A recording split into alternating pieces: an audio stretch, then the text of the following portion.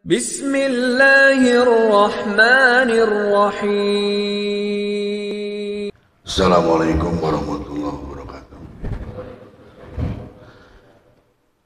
Innal hamdalillah nahmaduhu wa nasta'inuhu wa nastaghfiruhu wa na'udzu billahi min shururi anfusina wa min sayyiati a'malina may yahdihillahu fahuwal muhtadi wa may yudlil falan tajida lahu waliyyan mursyida.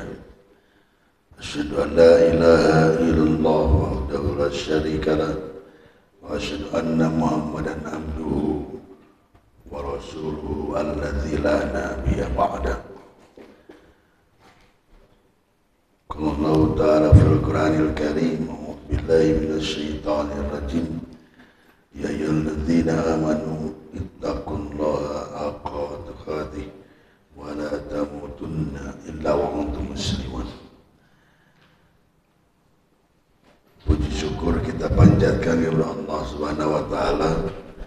Alhamdulillah pada pagi hari ini kita masih diberi semangat untuk menambah keilmuan kita dalam rangka mempertahankan keimanan dan keislaman kita. Salawat dan salam tak lupa kita limpah curahkan kepada Nabi besar kita, junjungan kita, Nabi Muhammad sallallahu alaihi wasallam. Para hadirin jemaah pengajian subuh di Masjid Al-Hikmah, alhamdulillah untuk beberapa bulan ini, bulan yang lalu kita juga sudah pernah bertemu dalam rangka yang sama dan dalam rangkaian mengupas ayat-ayat suci Al-Quran ataupun hadis-hadis Rasulullah SAW. Pada kesempatan kali ini, insya Allah kita akan berbicara mengupas sesuatu yang sering, yang sudah kita jadikan pembahasan yang sudah tidak asing lagi,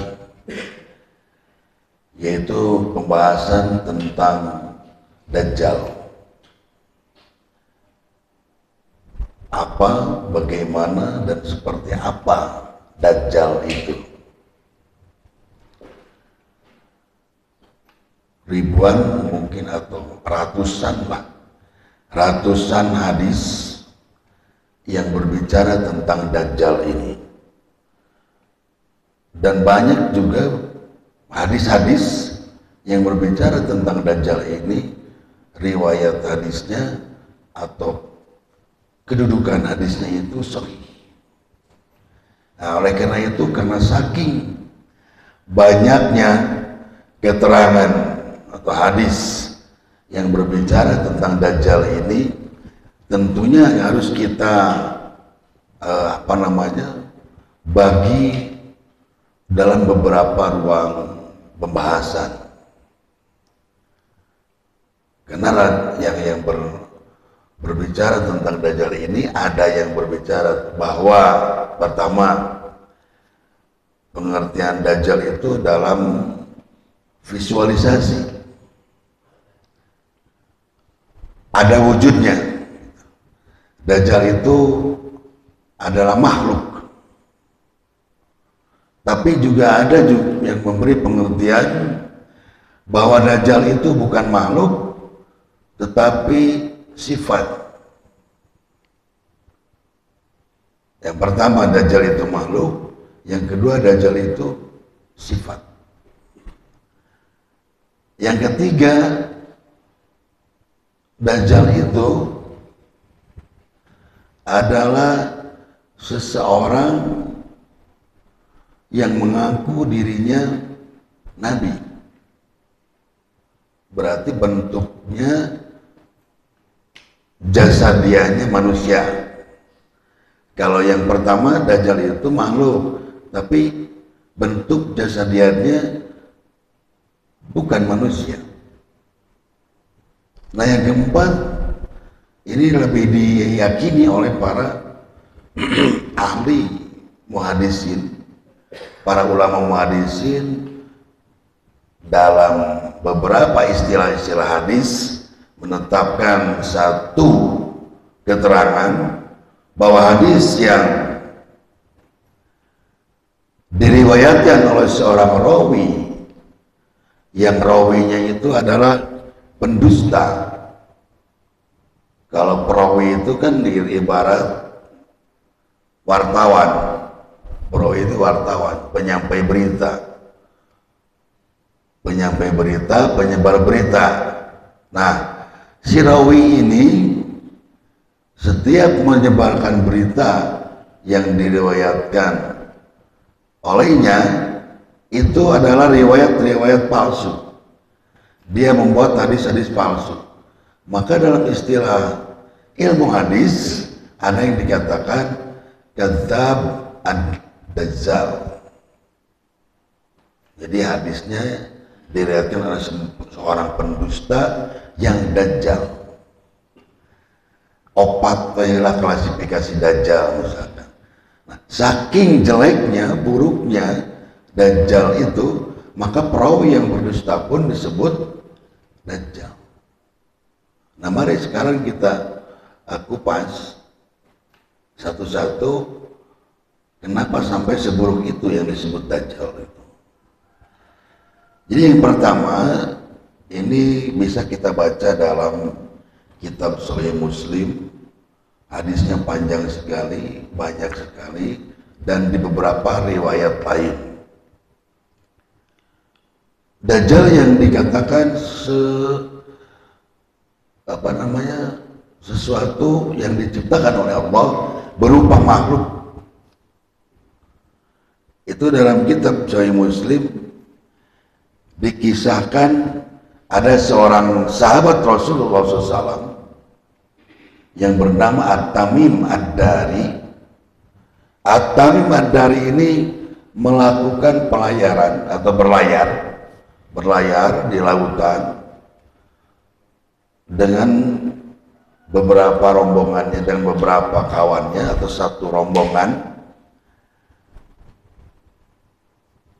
yang mengalami kedahsyatan besarnya ombak lautan sehingga sampai 1 bulan lamanya perahu yang ditumpangi itu terombang-ambing hingga perahu itu terdampar di satu pulau. Nah, di pulau itu ketika mereka mendarat dan turun menginjakkan kakinya ke pulau itu, bertemu dengan sesosok makhluk. Ini hadisnya hadis Muslim ya, berarti sahih. Sesosok makhluk nutepuhu wujudna, tidak karuan kepalanya mana, buntutnya mana, atau bujurna pun orang masih namanya ya, mana hulu mana buntut gitu. Maka dalam keterangan di sana Imam Muslim mengatakan rajulun. Rajulun itu artinya seorang laki-laki. Tapi di riwayat lain disebut insanun, manusia. Di riwayat lain ada lain insan, yaitu hewan, binatang katanya. Hayawan, binatang. Kalau disebut binatang, makhluk ini berbicara dan berkata kepada Tamim Ad-Dari, "Hei, orang-orang yang baru saja menginjakkan kaki di pulau ini, cepat kalian berangkat dari sini, misalkan mencari orang Makakolon tuh kayak itu. Di sana sudah ada yang menunggu kalian. Wasahanu terawas itu jelaman kakarake kamu sibahan sebulan lamanya terombang-ambing di lautan. Ketika mendarat di sebuah pulau, tiba-tiba ada makhluk yang aneh ngomong bisa bahasa Arab dia ngomong lagi. Ini kejadian zaman Rasulullah SAW. Dengan rasa takutnya At-Tamim Ad-Dari dengan kawan-kawannya menuruti apa yang dikatakan oleh makhluk itu, dan berangkatlah mereka menuju arah yang ditunjukkan. Nanti kalian akan bertemu dengan seseorang di sebuah kampung. Ternyata betul yang disebut seseorang itu sudah menunggu, dan berkata juga orang itu, kalian sudah saya tunggu dari tadi. Dan yang bertemu dengan Tamim Ad-Dari itu adalah sosok manusia cenanya, tapi yang matanya satu tidak melihat. Matanya satu tidak melihat. Mata yang sebelah mana? Mata yang sebelah kanan. Dan mata yang sebelah kirinya yang melihat seolah-olah mau keluar. Ini kata Imam Muslim di akhir dalam tafsirnya mengatakan, hadza Dajjal, itulah Dajjal. Dan Dajjal itu berdialog dengan At-Tamim Ad-Dari. Wahai engkau yang baru saja menginjakan kaki di kampung ini, aku mau bertanya, apakah sungai yang ada di kampung masih mengalir? Oh masih, halus kenis. Apakah tumbuh-tumbuhan di kampung pohon kurma masih subur? Masih halus kenis. Apakah Muhammad Rasulmu umatnya semakin bertambah atau berkurang? Umat Nabi Muhammad selalu dari hari ke hari semakin bertambah. Apakah dalam setiap peperangan Muhammad selalu kalah atau menang? Nabiku, kata At-Tamim, selalu mendapatkan kemenangan dalam peperangannya. Setelah berdialog tersebut, rombongan Tamim Ad-Dari itu tidak diapa-apakan oleh Dajjal, bahkan disuruh kembali pulang dan sampaikan ini kepada Rasulullah SAW. Itu yang pertama. Jadi cenah Dajjal teh aya. Bener teh tah? Ikan hadis Sahih Muslim. Nanti kita sinkronkan dengan hadis yang lain. Apakah betul itu yang bertemu dengan Tamim adalah Dajjal? Si pendelah.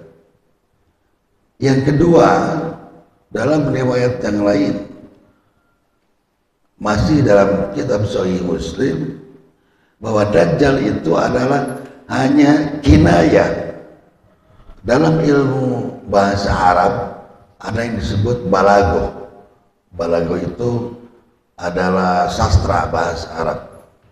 Dalam bahasa Arab ada bagian atau ilmu yang diperdalam. Dalam balago itu adalah kinayah, mencek Indonesia mah kiasan.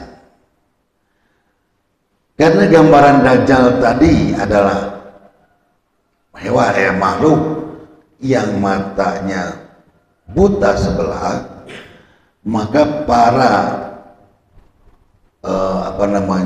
ahli mufassir mengatakan bahwa Dajjal itu bukan makhluk tetapi sifat manusia yang picik, yang melihat dengan sebelah mata, dan yang pekerjaannya itu selalu berbuat kejahatan, berbuat kemaksiatan, yang dipikirkannya keduniaan terus menerus, yang dipikirkannya syahwat terus menerus. Tidak ada satu titik ataupun satu langkah pun dalam hidupnya itu membuat pekerjaan yang positif. Ini menurut ulama yang kedua atau para mufassir yang kedua. Dan yang ketiga, Dajjal itu adalah seorang anak dalam hadis Rasulullah SAW yang juga hadisnya sahih. Ada seorang anak yang bernama Ibnu Sayyad bertemu dengan Rasulullah SAW. Budak letik dan sekolah SMP, SDG bering tinggal sabalamun di SDG. Nah, anak kecil itu bertemu dengan Rasulullah SAW dan kata Rasulullah SAW, menurut mengharayan Rasul, hei, apakah kau tahu siapa aku ini? Jak Rasul, jak budak itu teuing saja anjeun. Aku adalah Rasulullah SAW, utusan Allah. Saya ada Rasul, kata Rasulullah. Tapi betapa terkejutnya Rasul ketika mendengar jawaban anak kecil Ibnu Sayyad itu yang mengatakan, cek sama nih Rasul. Iya, sambil menepuk dadanya, akulah Rasulullah, akulah Nabi yang kelak akan menjadi seorang yang berpengaruh dan diikuti oleh semua orang.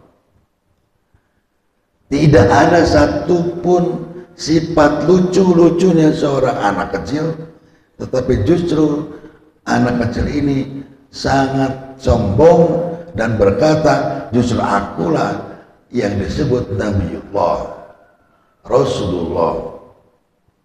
Nah, maka Rasul mengatakan, ada Dajjal. Inilah Dajjal. Dan yang keempat, tadi seorang perawi tadi yang berdusta. Dalam hadis yang mutawatir dikatakan, man kadzdzaba alayya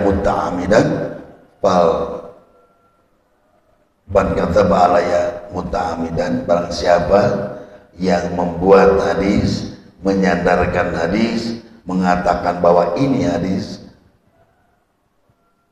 dariku atas namaku, kata Nabi, falyatabawa maq'adahu minan nar, maka akan disiapkan oleh Allah kursi di neraka. Artinya setiap orang yang berbicara tentang hadis yang dikaitkan misalkan qala Rasulullah SAW, nah, berarti itu disandarkan, tapi isi hadisnya lain. Pada zaman baheula nu sok hareureuy di pasantren santri sareng ajenganna gitu. An Abi Hurairah radhiyallahu anhu qala Rasulullah SAW, hadis diterima dari Abu Hurairah, semoga Allah meridhai kepadanya. Qala Rasulullah SAW, Rasulullah SAW telah bersabda, as-sifatus siyam fawqul fida tahta zamarati. Kapan nutanya bahasa Arab itu juga benar hadis, padahal itu hadis palsu.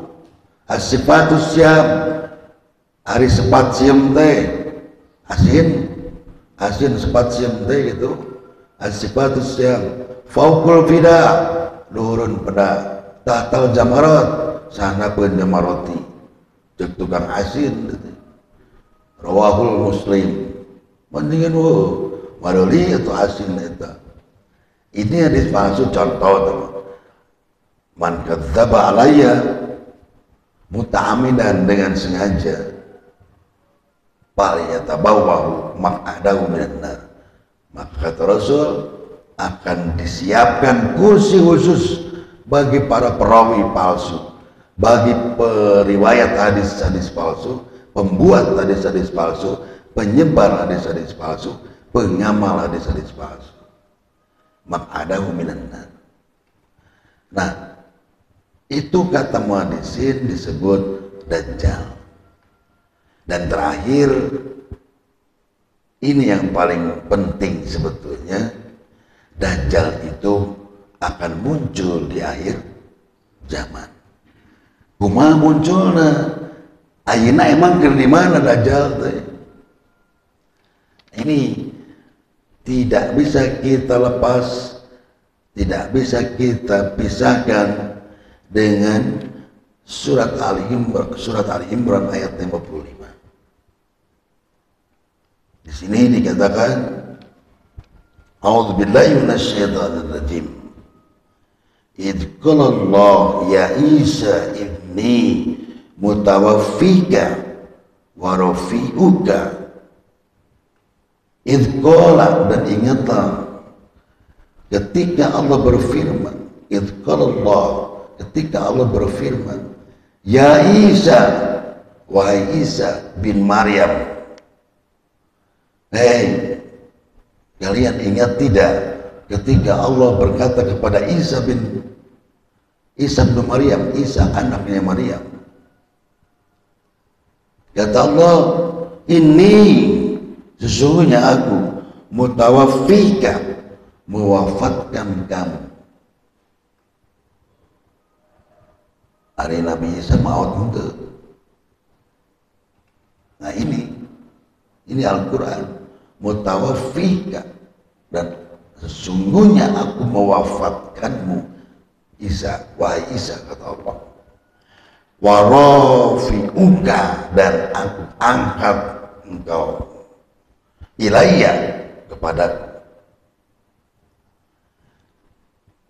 Asbabun nuzul ayat ini adalah sesuatu penjelasan tentang di mana Isa dikejar-kejar oleh siapa? Dalam surat Ali Imran kita baca dari ayat 52, 53, nah ini terakhir 55. Itu riwayat Nabi Isa yang dikejar-kejar oleh kaumnya sendiri dan akan dibunuh. Maka Allah pun membuat makar, dan sebaik-baiknya makar adalah makarnya Allah. Ketika Nabi Isa dikejar oleh bangsa Nasrani, oleh umatnya, maka Allah serupakan seseorang dengan wajah Nabi Isa, dan Nabi Isa diselamatkan oleh Allah. Nu dibunuh, nu disalib ku bangsa Nasrani, bukan Nabi Isa, tetapi seseorang yang diserupakan wajahnya, dimiripkan oleh Allah dengan Nabi Isa. Nah, di sini penjelasan bahwa Nabi Isa ketika itu tidak diwafatkan. Artinya secara kemanusiaan Nabi Isa diwafatkan, tetapi setelah diwafatkan Allah angkat, dan Allah katakan dalam Ali Imran ayat 55 tadi, wa rafi'uka ilayya, dan aku angkat engkau kepadaku. Intinya ada satu penjelasan yang nanti akan membongkar kebohongan, kekafiran orang-orang, terutama umatnya Nabi Isa, umatnya Yahudi. Umatnya siapa? Yahudi, umatnya Nabi Musa. Nabi Musa mah diberi umatnya itu umat yang muncul bahasa budak ayeuna mah naonnya? Ngeyel. Oh, gede hulu naon? Sombong. Jadi keripu, kersangsara keripu. Amanu, kami beriman. Nuturkeun. Ini sebetulnya kan bangsa Yahudi itu bangsa yang sangat ditolong oleh Nabi Musa. Ketika Nabi Musa sudah dewasa, lewat ke satu kampung, ada dua laki-laki yang sedang berkelahi, ternyata bangsa Kipti dan bangsa Yahudi. Takut sama ayah rasa kemanusiaan, ikatan emosional Nabi Musa ka salah sahiji anu pasea eta nyaeta masih bangsana, ditulungan da jelema nu gelutna minta tulung. Ya Musa, tolonglah aku keur gelut teh. Aku Musa ditenggel ta. Bangsa Kipti teh ka maut. Sekali nenggel maut itu ke Nabi Musa kan jangkung gede kekar. Ditenggel sekali maut. Rawas geus ditengah sakali maut teh. Aya nu ningali sarua bangsa Kipti lapor ka Firaun. Firaun tuh Musa maehan bangsa urang. Sontak Firaun marah besar. Maka dicarilah Musa. Tangan Musa cenah ka mana? Nya Nabi Musa kabur. Nabi Musa kabur.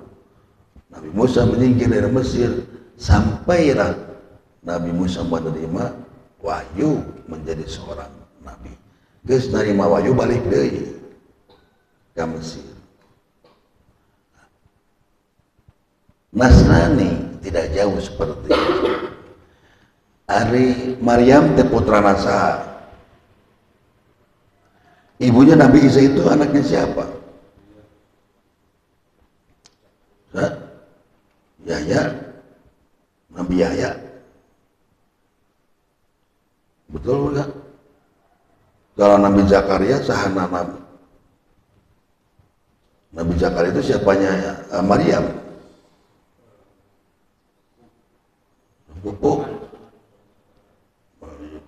Pokoknya enggak disebut capil tanyakin. Jadi kan awalnya itu siapa? Imron, keluarga Imron ya. Keluarga Imron. Nah istrinya Imron, ini kan Hamzat Ali Imron nih. Ali Imron itu bukan Mang Ali. Ali itu keluarga Imron. Diabadikan oleh Allah menjadi sebuah nama surat. Nah, keluarga Imron itu punya istri. Nah, istrinya Imron berdoa, bernazar kepada Allah. Ya Allah, muncul orang mah abdi sumpah kanjeng. Apa sumpahnya itu? Jadikan keturunanku keturunan yang mulia yang menjadikan engkau adalah satu-satunya Tuhan yang wajib disembah. Dan aku bernazar seperti ini adalah ingin membuktikan ketauhidanku kepadamu. Itulah kilang langkung nama. Jadi setelah doa itu dipanjatkan kepada Allah, dimohonkan kepada Allah, akhirnya diijabah. Gaduh putra, siapa anaknya? Nah anaknya ini adalah laki-laki, perempuan.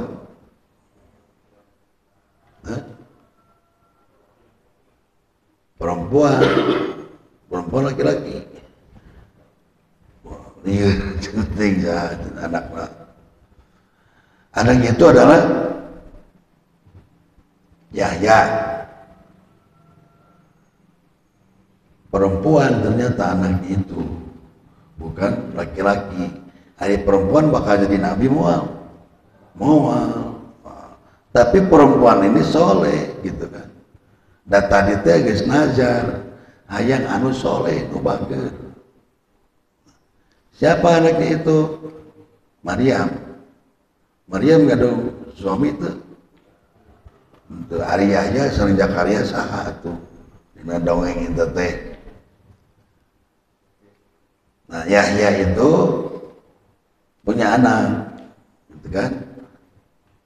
Tadi siapa? Yahya teh saha tuh? Imron teh saha? Yahya teh punya anak. Anaknya Yahya itu diangkat oleh Nabi Zakaria, diasuh Nabi Zakaria. Akhirnya kata Allah, nazarmu akan aku kabulkan. Nyaweh di kandungan di perut Nabi Maryam diciptakan oleh Allah seorang bayi anu engkena teh jadi fitnah.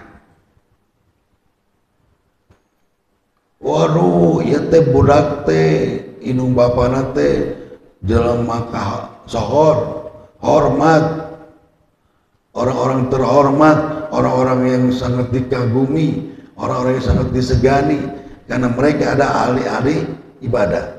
Tetapi kenapa ini anaknya dia mengandung seorang mengandung janin, mengandung bayi yang tidak ada bapaknya. Ribut sampai berlarilah Maryam ke suatu tempat nyumput cium pagi di jelema. Setelah nyumput, dai beteng mau mengagedean terus.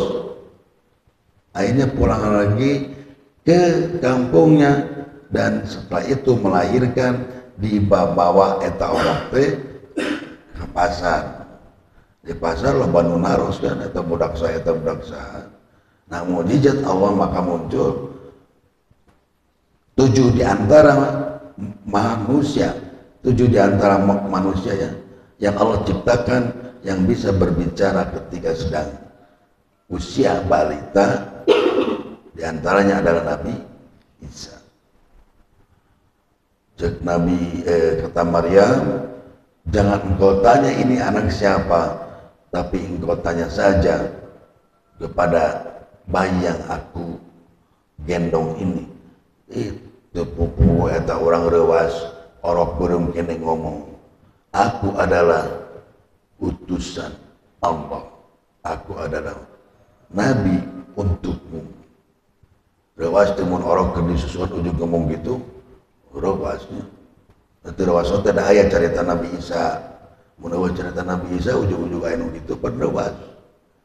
Nah ini mukjizat Nabi Isa diciptakan oleh Allah sengaja sejak bayi bisa berkata. Ini membuktikan aku kata Allah berkehendak seperti apa yang aku inginkan. Dina normalna membudak teh kudu bisa ngomong nanti umur 2 hiji umur 1 tahun 2 tahun lah mun lempang heula ngomong hese gitu kan mun baca heula budak teh lempangna hese tapi lamun lempang heula ngomong ranu hese ieu mah henteu keur dipapangku di ais bisa ngomong. Ini membuktikan kata Allah muncul bahasa orang Sunda Allah merek itu reki kumaha Allah we da anjeunna nu gagungan karena dia yang berkehendak. Nah maka dari itu sejak bayi Nabi Isa selalu diberi mukjizat-mukjizat yang seharusnya orang Nasrani itu beriman. Tetapi ada berapa orang yang beriman kepada Isa ketika itu? Ayat beriji dalam surat Ali Imran ayat 53-nya atau 54-nya lupa lagi saya. Kata Nabi Isa, wahai umatku, siapa yang akan menolongku berdakwah? Jadi di udang-udang kita sanurekeun nulungan orang mantuan dakwah bertauhid kepada Allah gitu. Ada yang menjawab? Ada yang menjawab. 12 orang sahabat Nabi Isa, Hawariyuna. Hawari itu nama orang yang mengikuti Nabi Isa. Hawari itu bukan nama orang tapi nama sekelompok orang. Hawariyuna itu orang-orang Hawarin yang mengatakan kami yang akan membantu menolongmu berdakwah untuk mentauhidkan umat-umat Nasrani. Nah, karena jangan bayangkan Nabi Isa narima firman Allah seperti Nabi Muhammad. Jangan dibayangkan Nabi Musa menerima firman Allah seperti Nabi Muhammad. Beda. Itu juga gitu. Orang majid di Quran, Injil itu kitabnya tidak seperti Al-Quran ketika turun. Taurat itu kitabnya tidak seperti Quran turun, tetapi hanya beberapa firman-firman Allah yang tidak disebut tahun namanya mushaf dan berceceran. Nah, kembalilah nanti atau persoalan ulumul Quran kita spesifikkan ke persoalan Dajjal. Dalam keterangan lain disebutkan yen mun Nabi Isa geus naik tah Dajjal keluar. Dalam hadis yang juga sahih Dajjal teh ayeuna disebutkeun fi bahril Syam au fi bahri Yaman. Dajjal itu ada di lautan yang berada di sekitar Yaman dan sekitar Syam. Ada dua hadis. Jadi Dajjal teh aya di jero laut, di talian, tangannya diikat ke belakang, dimimiti kepala sampai kaki diikat. Dan itu tidak akan pernah muncul sebelum Allah izinkan untuk keluar di lautan itu. Kapan Dajjal muncul? Ketika tiupan pertama malaikat Israfil, bukan niup sangkakala kiamat, bukan. Tiupan pertama, seluruh umat yang beriman di dunia ini meninggal dunia dengan damai, tenang. Ku ayana tiupan itu. Udah semua orang-orang yang soleh itu tidak ada yang hidup seorang pun, hanya orang-orang kafir yang ada di dunia ini. Maka Allah baru izinkan Dajjal itu keluar dari tempatnya dan akan muncul di bahasa tafsir nama menginjak-injak dunia. Artinya lain menginjak-injak dunia, akan mendatangi semua tempat yang ada di dunia dan menghancur leburkan. Siapa yang menolong? Nah, ke Dajjal ke ngamuk teh Isa turun, Allah diturunkan, dan bagaimana cara Isa menghadapi Dajjal, muncul bahasa orang kumaha Isa gelut jeung Dajjal, itu ada dalam beberapa riwayat dan itu khusus terangkan begitu kumaha sih. Tapi yang mesti kita garis bawahi sekarang mah intina yang Dajjal teh sesuatu yang harus kita imani kedatangannya, yakin ada. Jadi lamun dinu dua ilmu mah ada sesuatu yang disebut masuk nate kategori takudiyah. Takudiyah itu sesuatu hal yang harus kita yakini dengan keimanan. Dalam orang diukur ku akal mah teu kaharti kan. Dajjal teh kieu bahkan dalam visualisasi film-film di barat, Dajjal itu panonna teh hiji di tengah. Awakna jang gede, gawe bulu, bulunya lebat siga nu tadi didongengkeun teh.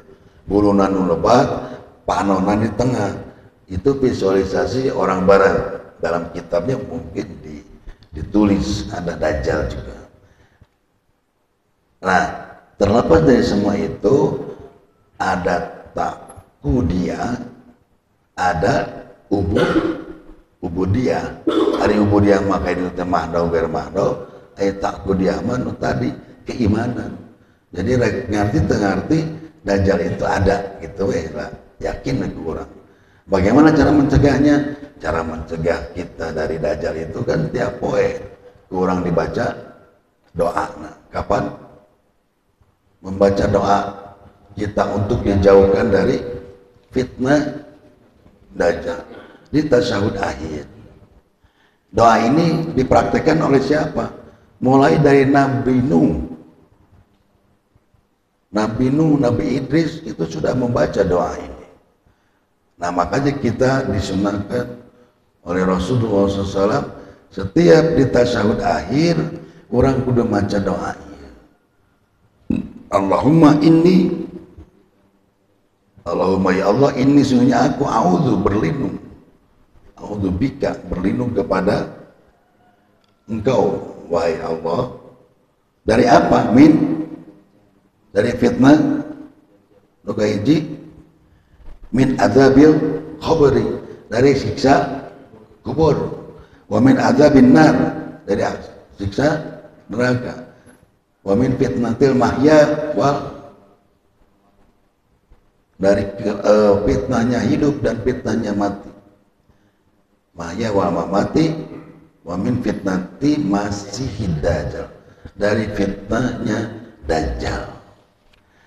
Wallahu a'lam bishawab.